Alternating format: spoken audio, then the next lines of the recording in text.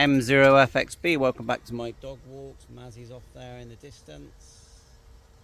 She's having a great time. She's got herself a stick.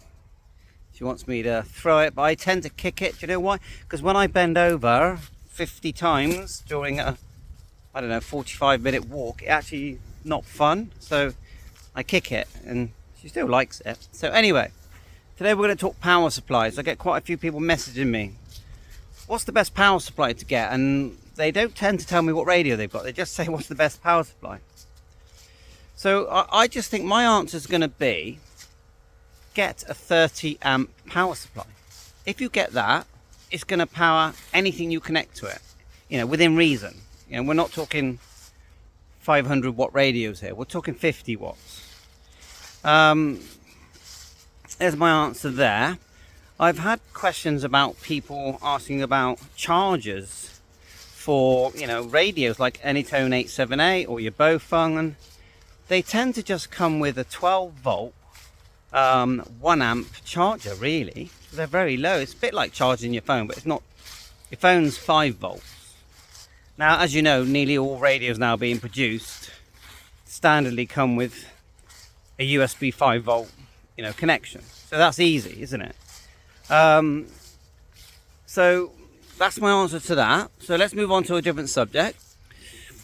I've had a question saying, when there is lightning, there's all predicted lightning, thunderstorms, should I disconnect my antennas? And I would say yes, you actually should.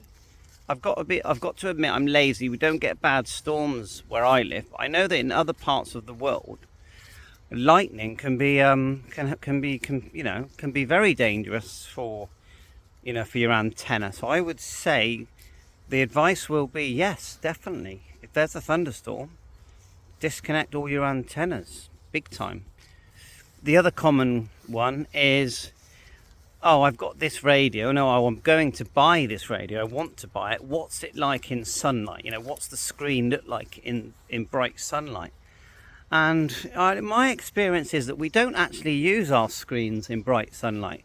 If we get our radio and we go out, especially in, on a summer's day in some parts of the world, I don't know, Florida, summer in Australia, summer in UK, which is so short, you're not really going to get your radio and hold it into the sunlight. You're always going to stand in shade, and they can make screens really bright, and maybe some are a little bit better than others, but generally it's a bit of a defunct question if you ask me, because you're not going to use it in bright sunlight. What you're going to do, face it towards the sun and then put on the highest brightness and go, oh my god, I can't see it, I'm pointless. Your general use is you put it in your pocket if it's a handheld, and when you want to look at the screen, that if it's bright daylight, you're going to struggle to see it. That's just standard, isn't it? So that's my answer on that.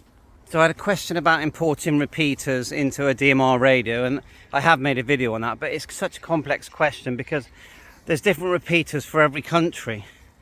The chance of having someone that's going to have the ones you need in your area that's up to date, because don't forget, the repeaters are being updated, some closed, new ones open, so they move.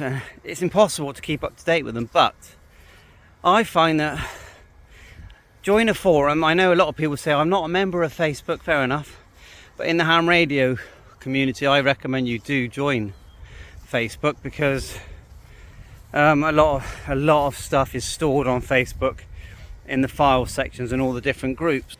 You can use repeater book, import groups of repeaters there. That's very good for importing, but whether you can get it on your radio, really, just whoever sold you the radio, if it's a business or a friend, ask them to give you their code plug, put your call sign DMR number in it, and then just tweak the few, because chances are you're just going to have a hotspot, 3 or 4 repeaters. If you're traveling up and down the country, you're still going to probably use 4 or 5 same repeaters on that motorway. Just put them in your memories manually, one at a time, and you've got to choose. Remember to choose the talk group. It's no good just choosing the frequency of the repeater. You've got to put in the talk group, the slot, the color code, And there's another one. Talk group slot, colour code. I'm sure there's another one I've missed. You know, if it's a repeater, there's going to be a shift. There's Mazzy. He's having a great time.